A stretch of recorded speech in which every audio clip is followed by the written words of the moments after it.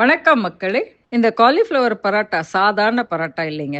சூடான ஒரு கடி கடித்தாலே சுவை பேசும். இந்த ஃப்ளவரை நீங்க துண்டு துண்டா கட் பண்ணி உப்பு மஞ்சத்தூள் சேர்த்து தண்ணியில போட்டு ஊற வச்சு எடுத்து நல்ல ஒரு டவல்ல தொடச்சி வச்சுக்கணும். இந்த ஃபுட் ப்ராசஸர் உங்களுக்கு வேலைங்களை எளிதா முடிச்சு கொடுக்கும். மாவு பிசையிறது, காய்கறி நறுக்கிறது, துருவுறது, இதெல்லாம் இதோட லிங்க் உங்களுக்கு நான் கமெண்ட்ல கொடுத்துருக்கேன், பார்த்துக்கோங்க. நீங்க உப்பு, மஞ்சள், வெங்காயம், கொத்தமல்லி எல்லாம் சேர்த்து கலந்துட்டு, உப்பு சேர்த்ததுனால அதில் தண்ணி விடும், அதுக்காக நீங்கள் அதை கொஞ்சம் பிழிஞ்சு எடுத்துக்கணும். இதில் நீங்கள் மிளகாத்தூள், சீரகத்தூள், பச்சை மிளகாவை சேர்த்து அதுக்கேற்ற மாதிரி உப்பு சேர்த்து நல்லா கலக்கி வச்சுட்டு இந்த பிசைஞ்ச மாவு எடுத்து உருண்டு பண்ணி அது உள்ள அந்த ஃபில்லிங்கை வச்சு திரட்டி எடுத்துக்கோங்க. எடுத்துட்டு சூடான தவால போட்டு 2 பக்கமும் நல்லா வெந்தப்புறம் அந்த கிறிஸ்பியாக வர வரைக்கும் விட்டு அது உள்ளே வெந்ததும் நீங்கள் எடுத்து பார்த்தீங்கன்னா அப்படியே ஒரு டெம்டிங்க, சாப்பிட ஆசையாக தூண்டும். இந்த மாதிரி சுவையும் இந்த குளிர்காலத்துக்கு ஏற்ற ஒரு